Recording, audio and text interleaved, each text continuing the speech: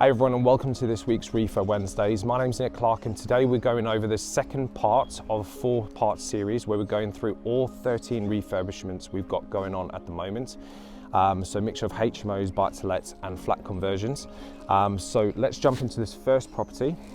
This property that we're actually doing, this is originally a 2-bedroom mid-terrace property that we're converting to 6 bedrooms with 6 en suites, okay? So you can imagine like trying to fit that 6 bedrooms into a 2-bedroom terrace is quite a job. So basically what we've had to do, we've basically had to take out everything, okay? So we've had to take out everything so we can deal with a blank canvas. So the original floor plan just didn't work. If we're trying to make multiple bedrooms out of it, we'd just be compensating on space. So we don't want to do that. So what you'll notice here, okay, these points over here, this is where we're going to put in the new floor joists in, okay? So we've lowered this down. So between here and the actual floor is 2.4 meters, all right?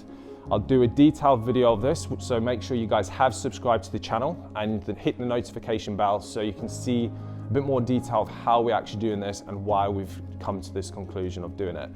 But effectively, what we have done over here, we've got the original bathroom on the extension of the original building. What we will be doing is we'll be keeping it exactly the same level as it is, so they're going to be stepping into the actual bathroom. So this will be a bedroom up here, and that will be the ensuite for that, okay? So coming into here, what we will be doing is we'll be getting a steel that will be coming across from this side of the building to that side, so it can support that external wall up there, okay? Important, if you're taking strength out of the building, we'll need to put the strength back in because we're knocking through here. This will open up a massive kitchen communal area, and then to the rear of this wall, we'll extend out here to create a third double bedroom, to create another double bedroom with an ensuite, okay? So it'll be nice and open. We'll put skylights in here as well to create as much natural light as possible coming in here. But quite a big build, and I'm actually really excited for this one because we've actually got multiple ones of these going on at the same time. So this now is ready for these original steels to come out. We don't actually need these. These were put in because the actual stairs were, basically stairs were coming up here and had to support some bricks above it as well, okay? So let's jump into property number 2 in this week's episode. Let's do that right now. Okay, so this is property number 2. Let's jump into this. This is 2-bedroom property that we are converting to a 6-bedroom HMO with en suites. So 2-bedroom mid-terrace. So you can see we're pretty much in the strip out phase at the moment. So phase 1, where we're literally taking everything back to brick, okay? And we're gonna be removing everything. So pretty much similar to, this is pretty much about 1 stage behind of the property we've just seen before. We're going to be taking out all of these bricks all the way up to the top as well. So I'll show you up top when we get up there.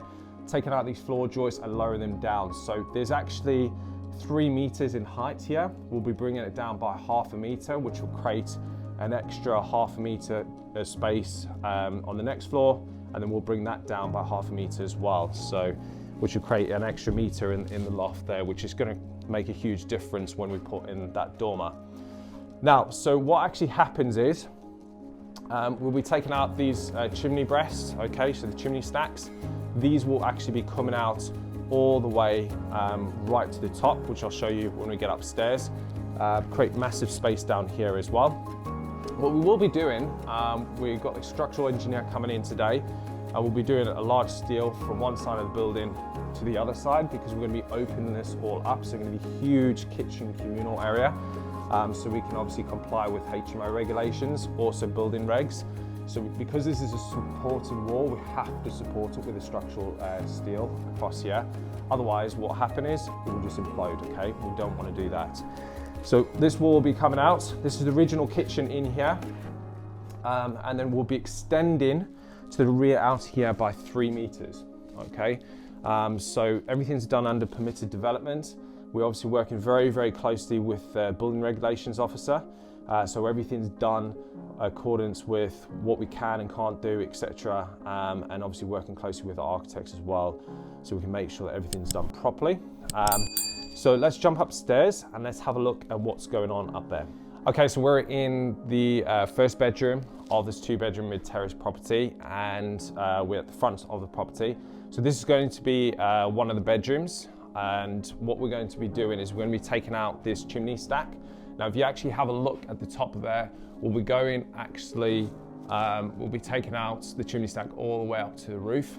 Now, what will happen is we'll have to support that with a gallows bracket, because this chimney stack has obviously been supported by the ground all the way down on the ground floor.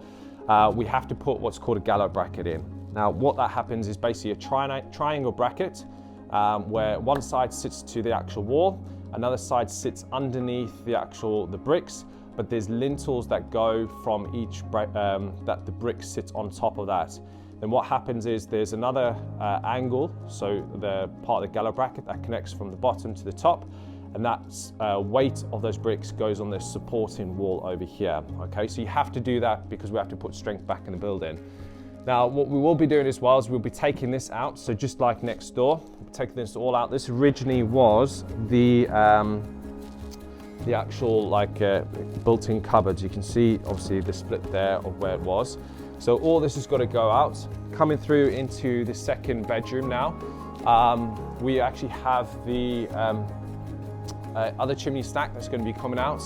Now, normally in buy-to-lets, we just don't even touch this, okay? We wouldn't even go to this extent of going all the way back to the brick unless there was damp on the ground floor. So this creates so much more space. It's taken a foot of the bedroom that you just can't really use it. It's dead space. So now we can open this up, we can configure the room exactly how we want to configure it, which is great.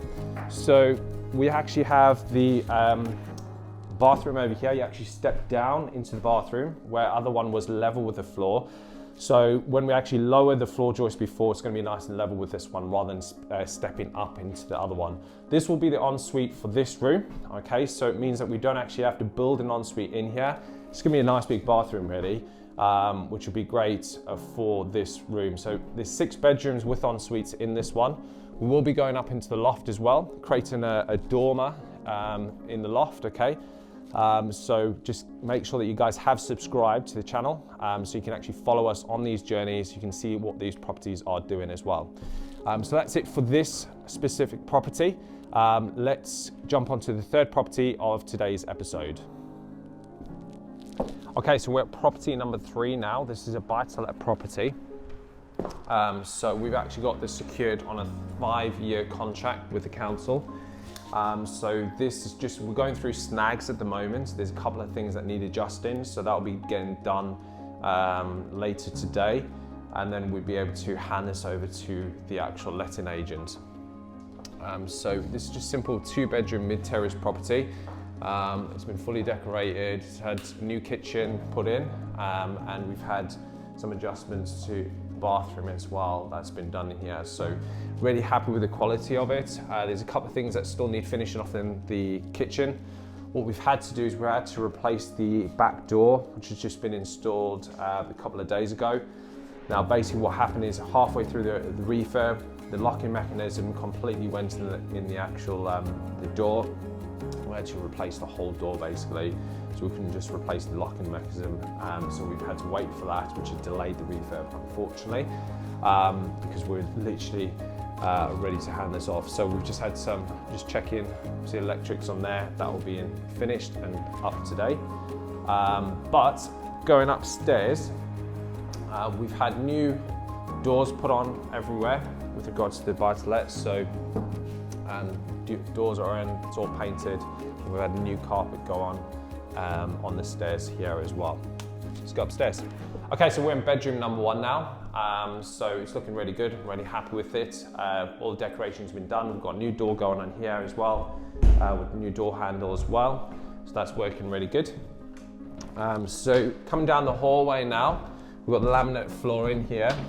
We've actually kept it in, this is original stuff. It's good quality, no reason to replace it. And coming into the bathroom, basically repaneled the whole bathroom. It just was all outdated. took the original tiles off. There was an issue with the leak in the bath, so we actually sorted that all out, resealed along there, and we just was over cautious with it there as well. So now going into the actual back bedroom there. So originally we had a sliding door on this over here. We've changed it to a normal door. As I said, we replaced all the doors in here with the door handles as well. And what we've actually done is replaced the glass here. So the glass has been all replaced. What the reason for it is, you can see the old pane there. This was literally installed this morning, and because it was blown, so that's been done, sorted as well. Now, luckily the boiler actually was replaced about 2 years ago, so that's got a gas certificate on it, and we're all happy with that as well. Now, if you guys want to profit from UK property and do it with minimal time involvement, then head to jenicproperty.com. You can book in a free call with one of our team. Just remember to check out a 4-part series on the 13 refurbishments that we're going through at the moment. And I'll see you guys on next week Refurb Wednesdays.